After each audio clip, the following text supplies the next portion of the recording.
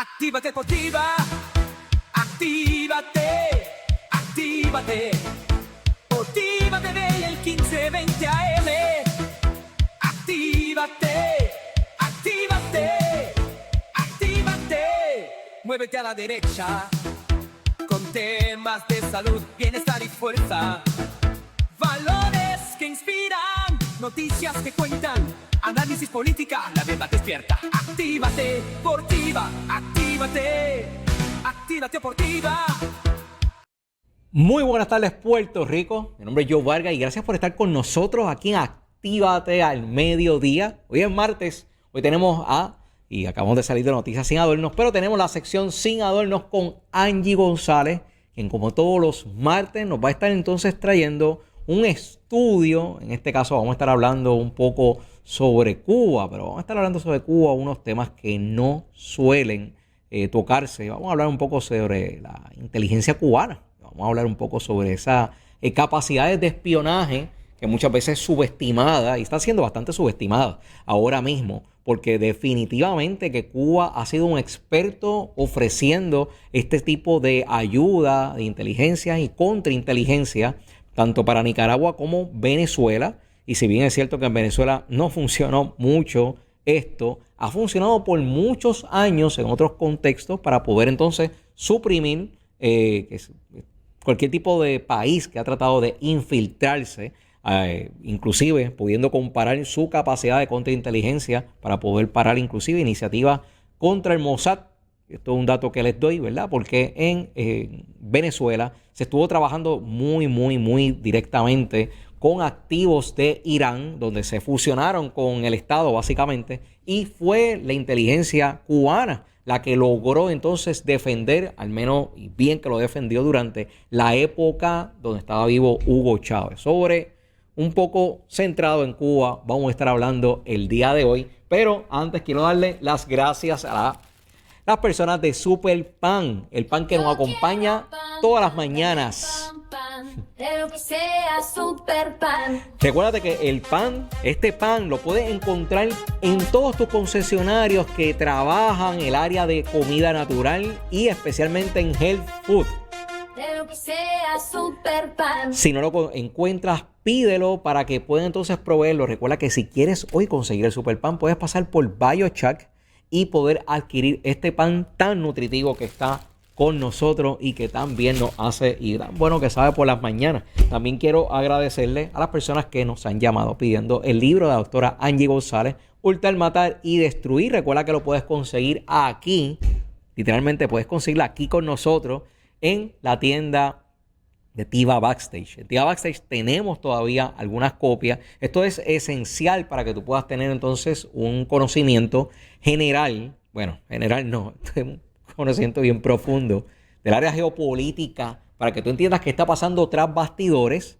¿Por qué? Porque mucho de lo que hacen los gobiernos responde literalmente a estas estructuras que están por encima del gobierno, y aquí te explica literalmente y una interpretación teológica sobre esto. También quiero darle las gracias al equipo que nos trae a nosotros el café que nos tomamos aquí. Y ahí tenemos también el jingle del café. El café que nosotros tomamos es el café de Dr. Norman. Literalmente, este café lo puedes encontrar también en todos tus concesionarios de comida natural. Y si no, vas a preguntar por cómo es que podemos conseguir entonces este café, los granos mejor seleccionados y obviamente sin los contaminantes que otros granos pueden tener. Recuerda, el café de Dr. Norman. Sobre noticias generales, quiero hablar brevemente sobre una impresión sobre el futuro gobernador de Puerto Rico, Tomás Rivera Chat. Adiós, espérate, aquí está, mira, el cafecito. Bueno, Perdona que te interrumpa, pero tengo que hacer una nota jocosa. un disclaimer. Una nota jocosa que ha salido en las noticias. Por favor, dime. La voy a leer. Dice: el senador del Partido Nuevo Progresista, Héctor Joaquín Sánchez, presentó una resolución que propone renombrar a la carretera PR-37, que comprende la calle Loíza y la avenida Isla Verde, hasta la urbanización Viascochea entre San Juan y Carolina, como la avenida Pedro Rafael Pierluisi Urrutia en reconocimiento a su trayectoria pública. Yo no entendí Reacciona algo. yo. No, pero yo entendí algo. ¿Él es de qué partido? Él es PNP. Así que... O sea, una de las cosas, quiero que sepas que Pierluisi... no quiero quitarle atributo a Jennifer González, pero la razón por la que Jennifer González le ganó a Pierluisi por esa milla ancha, ¿verdad? Por esa... es literalmente por el mal trabajo que hizo Pierluisi. Se trae a Pierluisi... Ejemplo, yo puede ser que no esté de acuerdo con mucha política pública en contra de Pedro Rosselló, pero sabemos que hay un grupo bastante amplio de personas que aplauden a Pedro Rosselló, ¿verdad? Bueno, pues ese grupo, ese por ciento, no lo tiene Pedro Pierluisi, porque es casi un consenso entre no los detractores del partido PNP. Estoy hablando dentro del PNP que no quieren a Pierluisi. Mira, vamos a Cuba, olvídate de eso. Hay cosas importantes sobre Tomás Rivera Chat. Cosas que están pasando es que quiero que sepas, aquí en Puerto Rico estamos pasando por una situación donde hay una compañía que era o es de cabilderos que se llama Polintan, en una firma de cabilderos, un lobby que hasta diciembre del 2024 perteneció a Francisco Domenech. ¿Quién es Francisco Domenech? Bueno, pues él dejó eso y entonces es el actual secretario de la Gobernación. Y obviamente pues han habido entonces muchas especulaciones, muchos señalamientos, no voy a entrar si son reales o no, de que pues se están beneficiando con contratos muchas personas, según alega muchas personas del gobierno, pero estas personas del gobierno que están alegando de que hay favoritismo con darle contrato a la gente que representaba a Politank, pues están siendo representados ahora mismo, defendidos por Tomás Rivera Chat. Tomás Rivera Chat, para los que no sepan, en América Latina es el presidente del Senado. Y tengo que traerlo porque igual que en otras ocasiones yo he señalado o he hablado algo mal en contra de, ¿verdad? Estoy en contra de alguna postura de Tomás Rivera Chat. Tengo que decir que me parece urgente que apoyemos la iniciativa. Si este era el plan de Tomás Rivera Chat, ¿verdad? Que le salió. Hay que apoyar la iniciativa de la transparencia. Lejos de decir si Domenech cometió o no cometió un acto de corrupción, eso está por verse, están ellos por probarlo, pero definitivamente que ha habido el que se detiene la información y han querido muchas veces pues dilatar los procesos de no entregar documentos. Cuando tú lo escuchas hablando se te cae la cara de vergüenza porque lo que te hace pensar es que hay cosas que ellos están escondiendo, que no cumplen con procesos éticos, pero todo esto se está viendo no en la prensa. No es que la prensa te está bombardeando, es que estás viéndolo en el Senado y quien está enfrentando y liderando este enfrentamiento es nada más ni nada menos que Tomás Rivera Chat. Así que de mi parte, si yo pudiera estar en desacuerdo con Tomás Rivera Chat en otros temas, en este momento yo quiero extenderle aquí a Tomás Rivera Chat que a la verdad es que tiene mi apoyo en lo que está haciendo. Tengo que hacer esta disclosure. Tiene mi apoyo en lo que está haciendo. Un consejo que sí le doy a la gobernadora es que trate de alguna manera sí de aclarar esta situación para que, una manera que la gobernadora pueda hacer para que salga bien de esto, es que de alguna manera ella se uniese a los esfuerzos que está haciendo Tomás Rivera Chat. Esto es un consejo de verdad que es la manera política para poder salir airosos de esto, es que se uniera a los esfuerzos de solicitar esos documentos.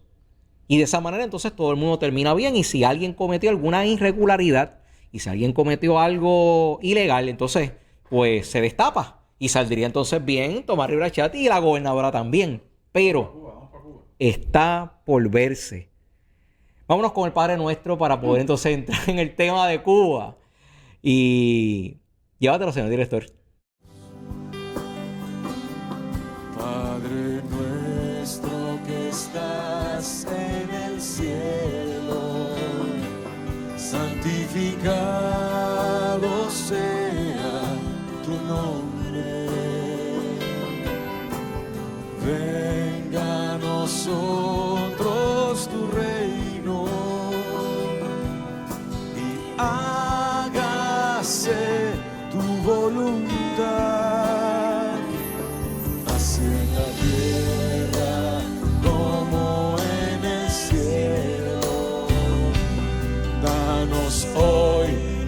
nuestro pan de cada día. Perdónanos como perdonamos a los que nos ofenden. No nos dejes caer en la tentación y líbranos del mal. No nos dejes caer en la tentación y líbranos del mal. Muévete a la derecha con temas de salud, bienestar y fuerza. Valores que inspiran, noticias que cuentan, análisis política, la verdad despierta. Actívate, Portiva, actívate, actívate Portiva. Y vamos a centrarnos en Cuba. Vamos para Cuba, obviamente, y vamos con la doctora Angie González. Angie, buenas tardes. Bueno, vamos para Cuba. No es un secreto que una vez terminada la intervención de los Estados Unidos en Irán, y esto es algo que ya se ha dicho en varias ocasiones, una vez que esto esté por terminado, y Trump dice que está por terminar ya muy pronto, el próximo objetivo de los Estados Unidos es Cuba. Ya se están dando unas comunicaciones diplomáticas. La persona que está llevando la voz cantante desde la perspectiva de la administración Trump es Marco Rubio, que es una persona de ascendencia cubana, y en realidad la intervención de los Estados Unidos en Cuba pues no tiene vuelta atrás. O sea, esto es algo que va a ocurrir próximamente. Y entonces yo he querido empezar a explorar el tema de Cuba y traer información a nuestra audiencia que es muy crítica y que ya sabe no prestar atención a la propaganda de los medios corporativos, porque pues próximamente ya vamos a empezar a escuchar a nuestros mismos políticos independentistas y socialistas históricos que van a empezar a dar este discurso contra el imperio yanqui que está violentando la soberanía de la nación cubana, etcétera, etcétera. Así que es importante que la gente entienda qué cosa es Cuba y que entiendan por qué razón Estados Unidos interesa intervenir en Cuba desde una perspectiva principalmente de seguridad nacional, que es uno de los objetivos principales que tuvo los Estados Unidos con la intervención en Venezuela y también con la intervención en Irán.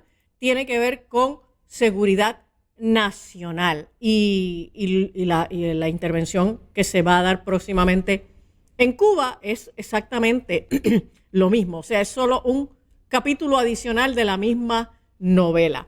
Y hay un informe que es reciente del FBI que confirmó que el régimen comunista cubano ha operado durante décadas como una plataforma persistente y sofisticada de espionaje contra los Estados Unidos y las democracias occidentales. Y producción me permite, esa primera imagen es como de un video. Ese video que está ahí, usted lo encuentra en la página del FBI y se titula Counterintelligence Cuba, The Neighborhood Spy.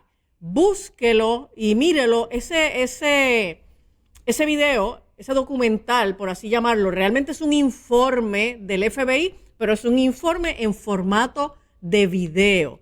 Y está bien interesante. Entonces, estas actividades de espionaje de Cuba son inherentes a su naturaleza ideológica y estratégica del castrismo. En el contexto de la Estrategia de Seguridad Nacional, si usted quiere busque el documento de la Estrategia de Seguridad Nacional que fue publicado en noviembre de 2025. Es la estrategia de seguridad nacional de los Estados Unidos. Y de una postura más firme de la política norteamericana hacia La Habana, una estrategia orientada al cambio de régimen constituye una necesidad estratégica para eliminar una vulnerabilidad estructural en el hemisferio occidental y abrir el camino hacia una Cuba democrática alineada con las normas y valores internacionales.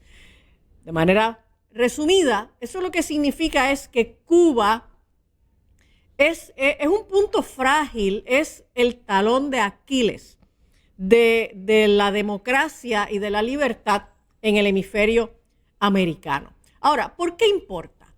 La manera como el régimen castrista se ha prolongado tiene profundas implicaciones para la seguridad nacional de Estados Unidos y la estabilidad política en la región.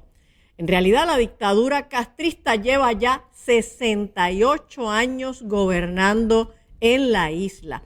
Y Cuba tiene una larga historia de espionaje, subversión y colaboración con redes criminales y extremistas, así como sus vínculos con países enemigos como China, Rusia, Irán y Corea del Norte.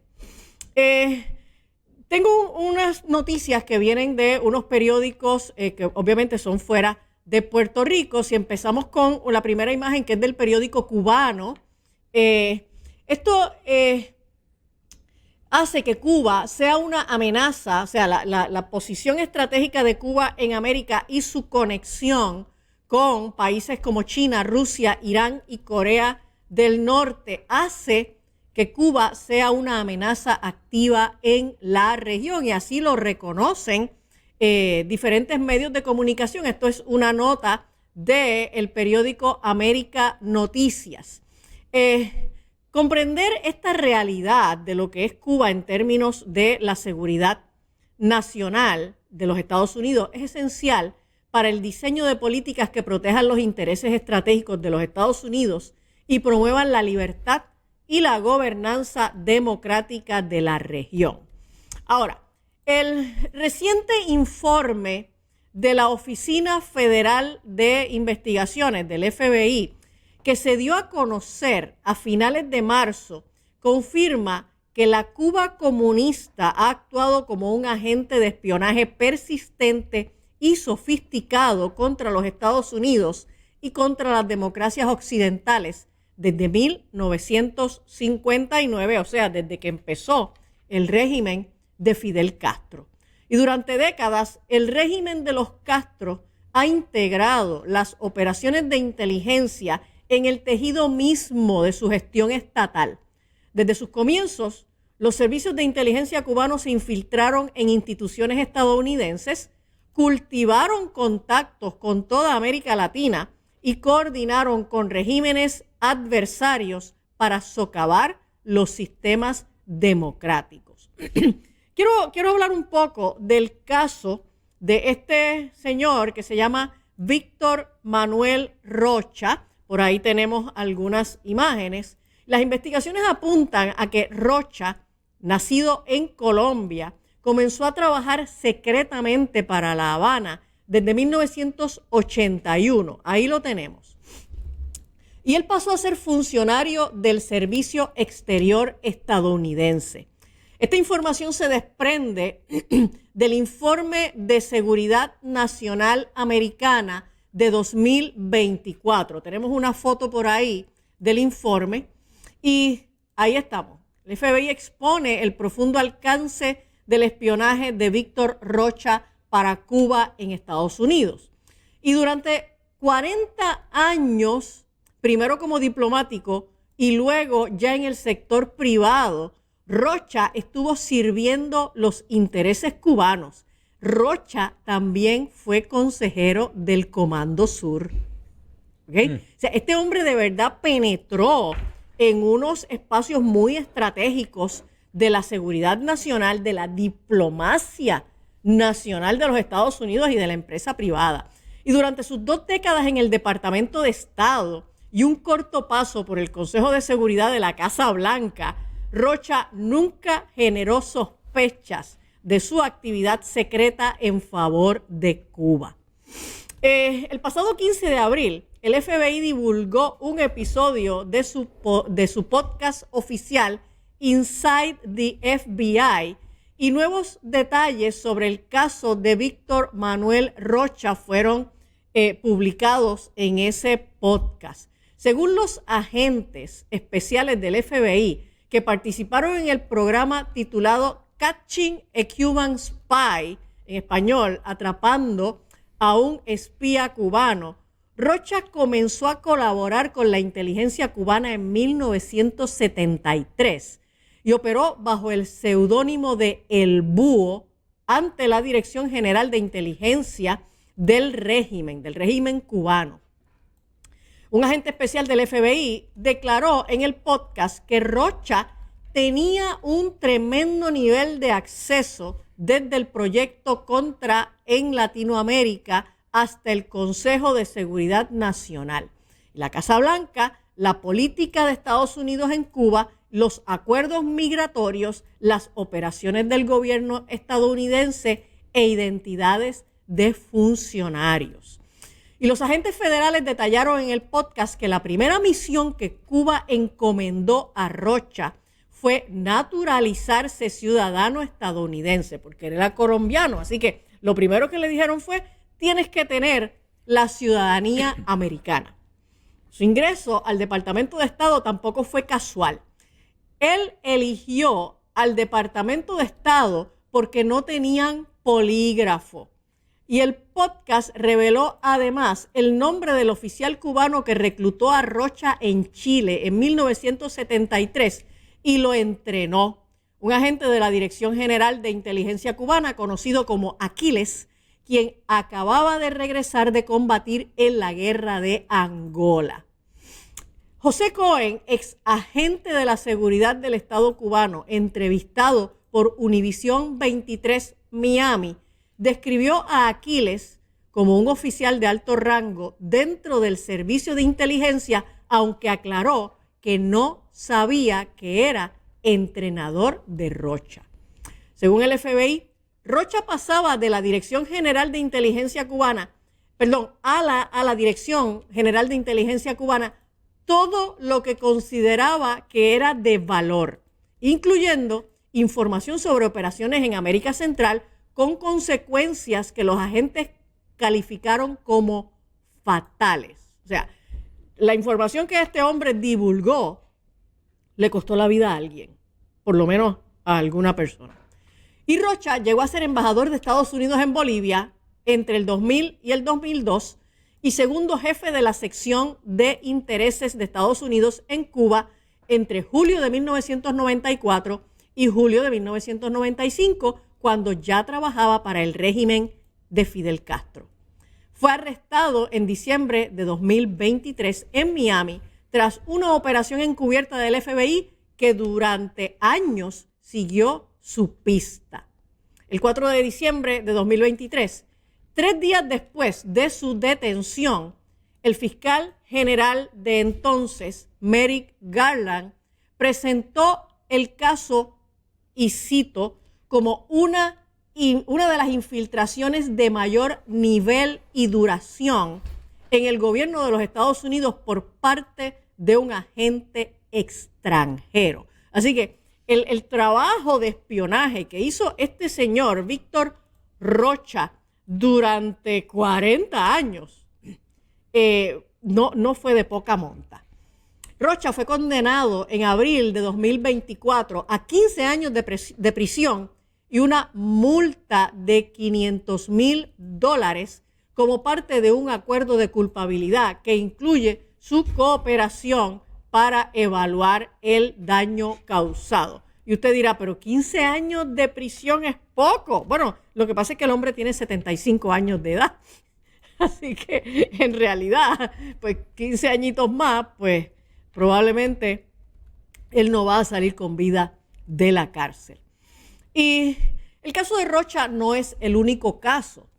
Hay muchos más, yo quiero mencionar algunos de ellos. En 2002 se produjo la condena contra la analista de alto rango de la Agencia de Inteligencia de Defensa, Ana Montes, quien confesó haber filtrado información clasificada de esa agencia de inteligencia militar al régimen cubano. Y los ataques del 11 de septiembre de 2001 llevaron a Estados Unidos a ser más estricto en el manejo de la información en sus agencias, y eso permitió el arresto de Ana Montes. Aunque la espía, nacida en Alemania Occidental, no tuvo que ver con el 11 de septiembre, con los atentados del 11 de septiembre, su puesto le habría dado acceso después al planeamiento de la invasión de Afganistán. O sea, si no es porque la logran detectar como espía en una agencia de seguridad nacional y la logran arrestar, ella hubiera podido haber sacado información relevante a la planificación de la intervención, de la incursión que hicieron los Estados Unidos en Afganistán, perdón, posterior a los eventos de terrorismo del 11 de septiembre. Ana Montes fue liberada recién en enero de 2023. Y hay otros casos de espionaje, y estos son los conocidos como los Miami Five. Tenemos por ahí una tablita que producción recién la acaba de poner. Estos fueron detenidos en 1998. Se llama Miami Five porque fueron 5 personas que fueron detenidas. Así que ahí usted ve el detalle completo de abajo hacia arriba. Tenemos a Víctor Manuel Rocha, del que ya hablamos, y a Ana Montes, de la que ya hablamos. Pero entonces, en 1998 fueron detenidos estos 5. René González, Fernando González, no tienen nada que ver conmigo, ¿saben? No somos familia. Antonio Guerrero, Gerardo Hernández y Ramón Labañino. Y esto es un payback. O sea, un payback porque Cuba lleva tantas décadas haciendo esto, y por más que llore Díaz-Canel, esto es un payback, y no lo digo de manera de venganza, es que tienen que desarticular eso. Es que hay que desarticular eso. Y porque estamos viendo esas publicaciones del FBI, porque ellos no te van a publicar, obviamente, las investigaciones que están en curso. Exacto. Oye, las investigaciones que estamos viendo son las investigaciones que ya corrieron, ya la gente se arrestó, ya la gente está presa, y esa es la información que estamos pudiendo conocer ahora. Pero por supuesto, todas las investigaciones que están en curso, pues de esas no vamos a saber por un asunto de seguridad nacional y para proteger las investigaciones. Así que estos 5 personas que fueron detenidas en 1998 y cuya actividad de espionaje entre el exilio en Florida como oficiales de inteligencia castrista fue admitida por La Habana en el 2001. O sea, de estos 5 sujetos, La Habana aceptó esta actividad de espionaje. Y se trataba de un anillo de espionaje cubano que fue conocido como la Red Avispa. Así que, de seguro, algunos de ustedes habían escuchado anteriormente acerca de la Red Avispa. Su juicio resultó cuestionado en la instancia de apelación por prejuicios, pero su condena se mantuvo por el pleno del tribunal. Uno de ellos fue puesto en libertad en 2011 y otro en febrero de 2014. Los otros 3 fueron entregados a Cuba en diciembre de 2014 en un canje, en un intercambio que sellaba el acuerdo entre Barack Obama y Raúl Castro para el restablecimiento de las relaciones diplomáticas entre ambos países. O sea, en buen castellano, en una negociación entre Raúl Castro y Barack Obama le dijo, pues te voy a devolver a tus espías a cambio de mejorar las relaciones con el país. ¿Ok?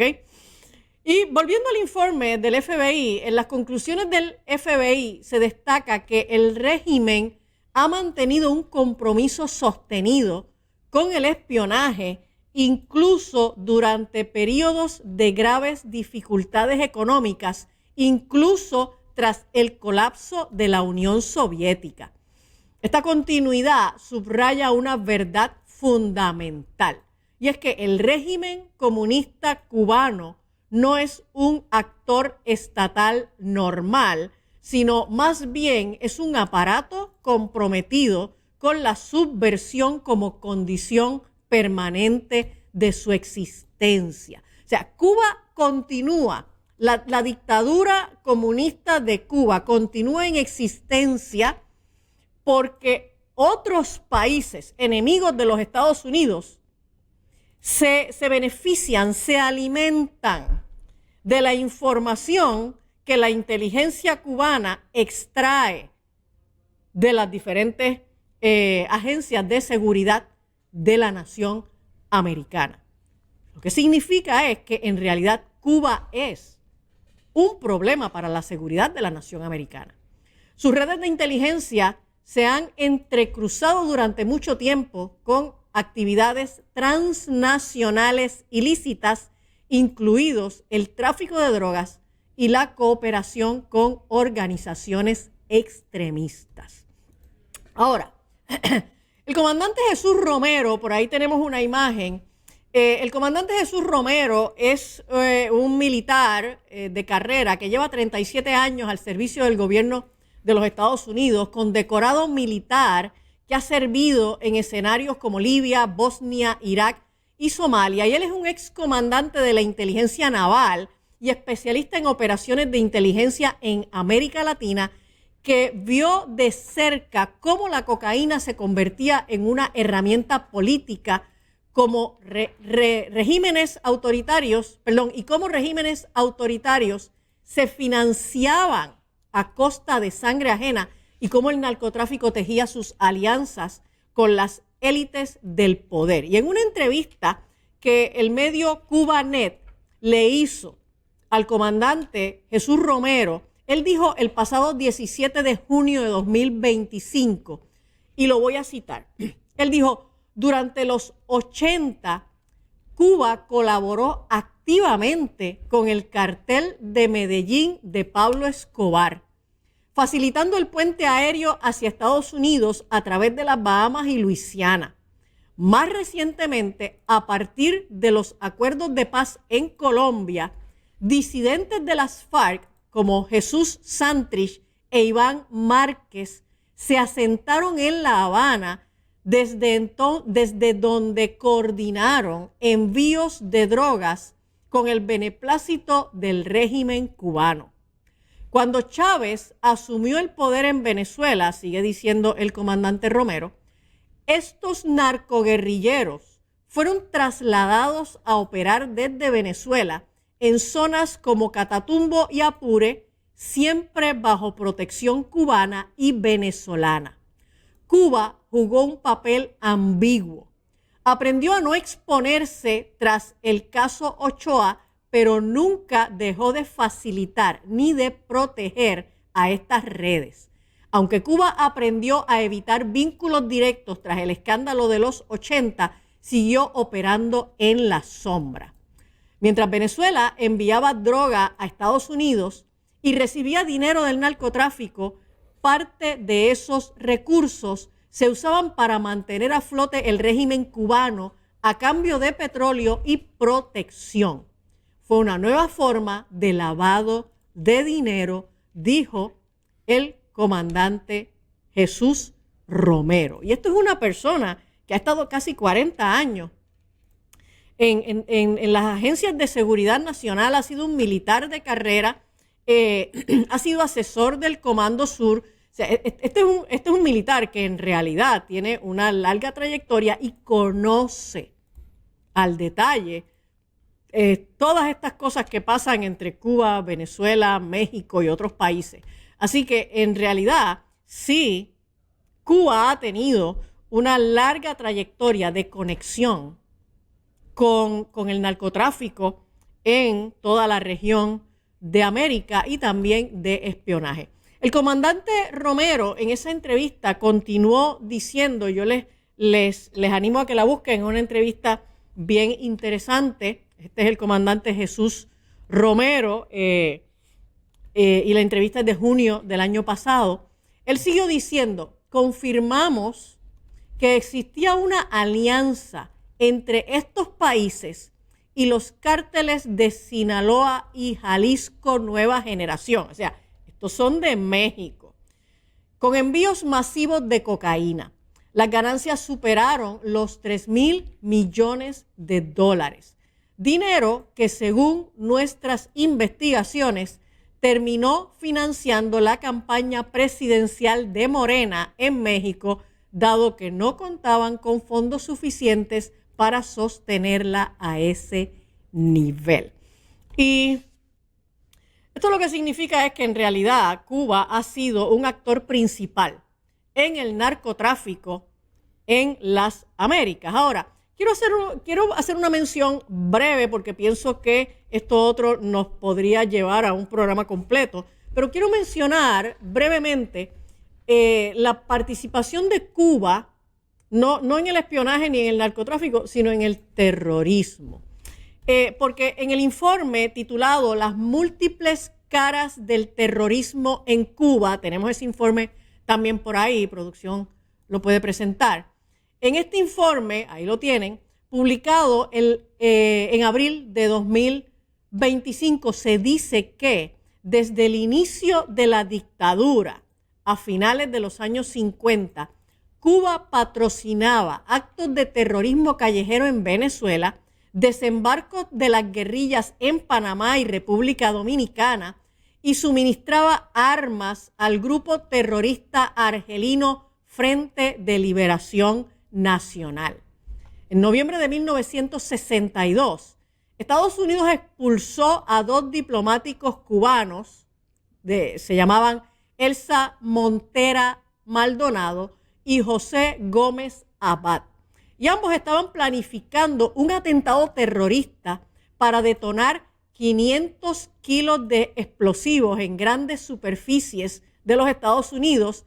Y esto iba a ser en el fin de semana de Acción de Gracia en ese año. Pero este informe sobre la actividad terrorista de Cuba es bien interesante, bien extenso y en realidad se merece un programa aparte. Así que solo les doy esa pincelada de cómo Cuba también ha sido un actor en el terrorismo en los Estados Unidos, contra los Estados Unidos. Ahora, en la actualidad, elementos dentro del aparato de seguridad de Cuba han mantenido relaciones con grupos designados por los Estados Unidos como terroristas y han facilitado contactos con redes radicales, incluidos actores islamistas hostiles a los intereses estadounidenses.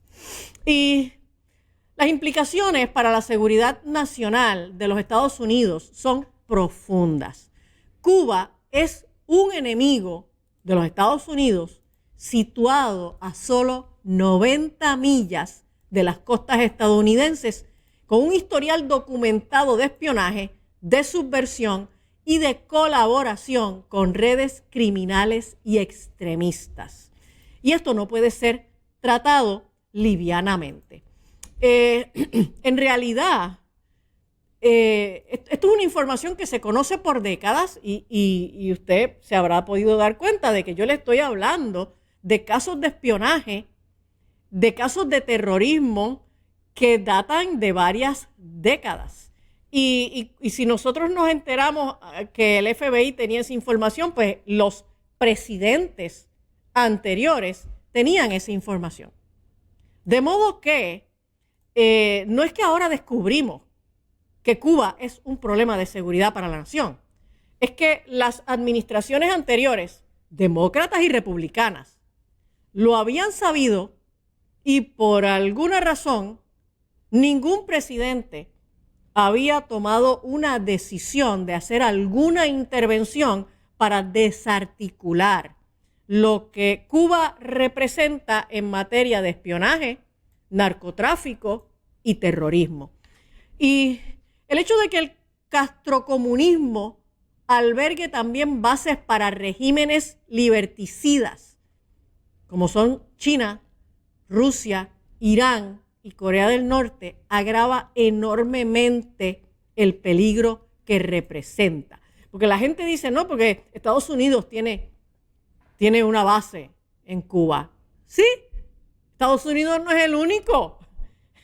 China, Rusia, Irán, Corea del Norte tienen presencia de bases militares allí en Cuba. ¿Okay?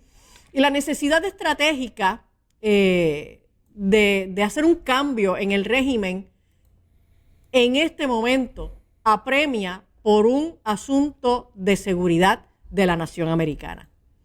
Es en este contexto donde debemos entender cuál es la orientación política emergente de la administración Trump. ¿Por qué la administración Trump en este momento tiene el interés que tiene de intervenir en Cuba más allá de solo un asunto humanitario? Señores, porque la gente en Cuba viven en la miseria y es un asunto humanitario responder, atender la manera como el régimen cubano ha destruido ese país que en otros tiempos, hace décadas, era un país muy próspero, era un país rico. Cuba era una isla de gran riqueza y desarrollo económico.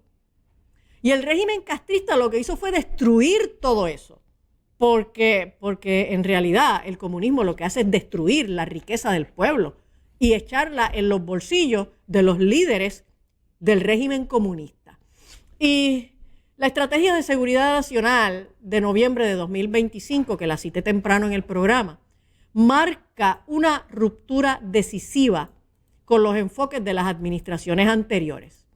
Esos enfoques no lograron moderar al régimen ni frenar sus actividades hostiles. Por el contrario, proporcionaron el espacio para la consolidación de redes de inteligencia y la expansión de la influencia de Cuba en regiones ya susceptibles a corrientes antidemocráticas. O sea, la manera como las administraciones presidenciales anteriores abordaron el caso de Cuba, lo único que lograron fue permitir que el problema de espionaje, de narcotráfico y de terrorismo que Cuba representa para los Estados Unidos siguiera creciendo sin ningún obstáculo.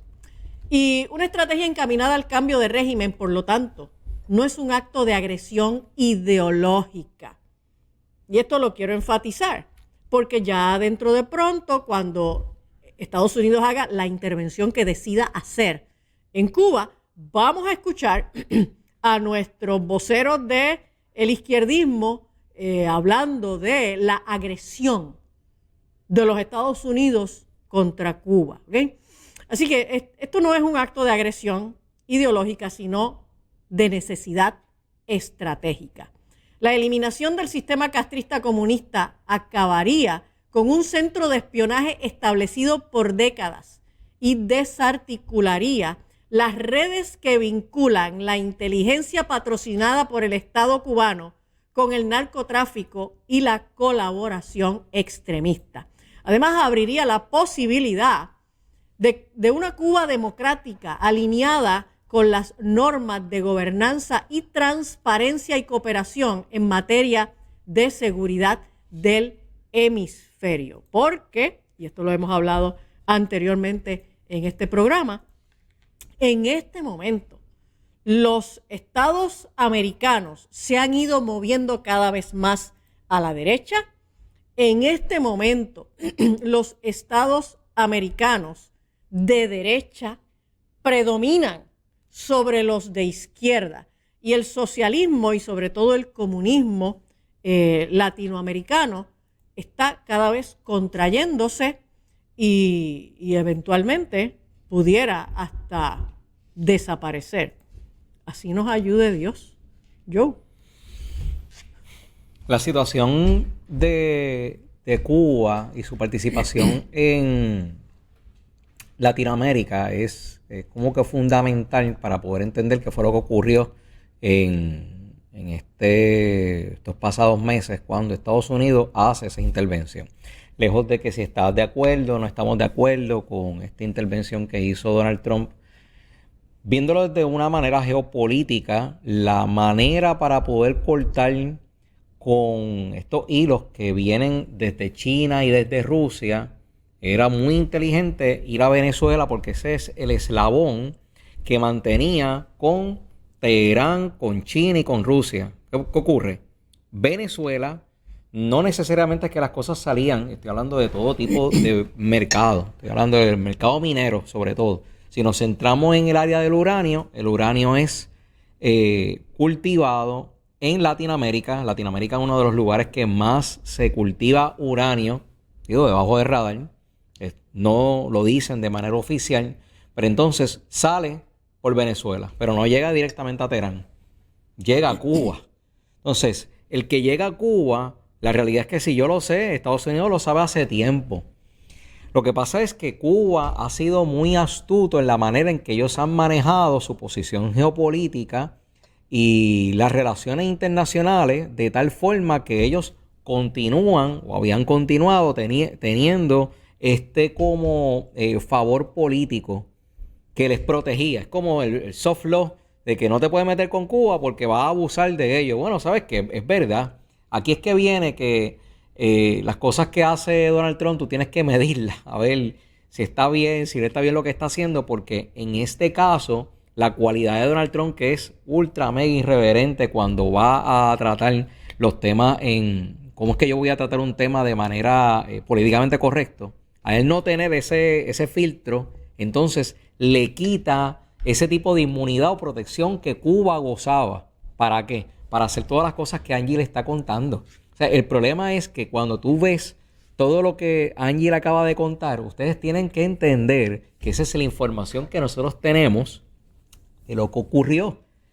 En 10 años nos vamos a enterar de lo que está ocurriendo ahora. Todos los países hay espionaje. Pero ningún país va a aceptar de que tú tengas este tipo de infiltración y obviamente es menester de cada país combatirlo. Así que por lo tanto, esta intervención lo que va a hacer es que va literalmente a cortar esos hilos de espionaje de Cuba. Que a pesar de que yo creo que Díaz-Canel tiene que estar recogiendo hace unos meses y terminando, ¿verdad? Lo siento, yo lo que sí espero, ¿verdad? Es que a diferencia de Venezuela haya una intervención. Esto puede sonar peor. Que haya una intervención en Cuba que sea más prolongada, que asegure la estabilidad de la gente, porque aquí hay un problema brutal de las personas. Angie, ¿algo que quieras sumar a esto? Mira, aquí en Puerto Rico nosotros estamos acostumbrados a este discurso independentista que nos enseña a odiar a los Estados Unidos solo porque sí. ¿Ok? Con este discurso de que Estados Unidos es una nación invasora, imperialista, bla, bla, bla.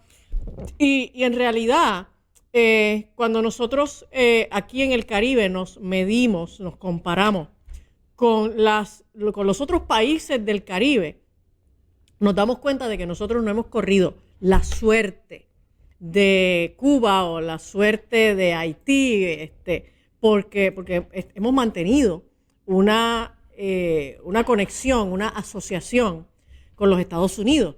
Y yo con esto no estoy diciendo que la nación americana es perfecta, yo con esto no estoy diciendo, o sea, Estados Unidos tiene sus problemas, tiene sus males, pero en realidad Estados Unidos es una de las mejores democracias del mundo y es uno de los mejores lugares donde vivir y de verdad Cuba no tiene un problema de inmigración ilegal. O sea, la gente no se monta en una yola para llegar a Cuba. ¿Ok? La gente se monta en una yola para salir de Cuba. Y es importante que nosotros veamos esto no solo como un asunto de seguridad nacional. A mí me ocupa mucho mirar a Cuba y la intervención que Estados Unidos puede hacer en Cuba como un asunto humanitario. En Cuba hay una escasez que es muy lastimosa y no solamente una escasez material. En Cuba hay escasez espiritual. O sea, realmente en Cuba no hay la libertad que nosotros tenemos acá para predicar el evangelio y para hacer estos actos de misericordia en nombre de Jesús. Así que a las personas que en este momento están mirando hacia lo que Estados Unidos pueda estar planificando hacer con respecto a Cuba, les recomiendo que tengamos unos minutos de oración en favor de Cuba y que Dios tome control de lo que allí vaya a ocurrir para que Estados Unidos pueda hacer una intervención que sea efectiva y que permita que por fin Cuba sea liberado de la opresión política del comunismo, en donde lleva casi 70 años, y los cubanos por fin puedan prosperar materialmente y también espiritualmente. Y nada, no vamos a hablar ahora de eso, pero sí les prometemos que vamos a tocar porque el tema de Venezuela pues está lamentablemente saliendo, porque no se ha resuelto allí la situación del chavismo. Fíjese cómo la solución, la realidad es que es una intervención más y una ocupación más directa. A diferencia a veces de lo que pueden pensar. O sea, no es que estoy criticando la intervención, al contrario. Es que fue una intervención donde solamente captaste a Nicolás Maduro, dejaste el problema allí y hay que ser aún más, y cuando digo agresivo no es en cuestión armada, es que tienes que entrar allí porque tienes que sacar, y eso implica que tienes que hacer landing, a que tienes que ir a hacer una operación mucho más quirúrgica, porque allí hay que terminar con el chavismo. El chavismo allí no se ha acabado. Si bien es cierto que se empezó y que yo le doy muchas gracias, no sé a quién le molesta esto, pero muchas gracias que cogieron a Nicolás Maduro. No, es que falta todavía gente allí por arrestar. Yo estoy todavía esperando que tomen preso a Diosdado Cabello. Es importante, pero estamos esperando. Si Marco Rubio ganara, yo me imagino que esto es una cosa, ¿verdad? Si fuera el sucesor del presidente, imagino que esto lo va a tomar. Nos vamos, gracias por haber estado con nosotros, porque si no nos quedamos aquí, recuerda que Hurtar, Matar y Destruir es el libro que necesitas para poder entender la situación geopolítica tras bastidores. Lo puedes conseguir aquí a través de Tiva Backstage y a través de Amazon. Nos vemos, gracias por estar con nosotros y recuerda que esto se repite a las 5 de la tarde. Mi nombre es Joe Vargas y que pases buenas tardes. Muévete a la derecha con temas de salud, bienestar y fuerza. Valores que inspiran, noticias que cuentan, análisis política, la verdad despierta. Actívate, Portiva, actívate, actívate, Portiva.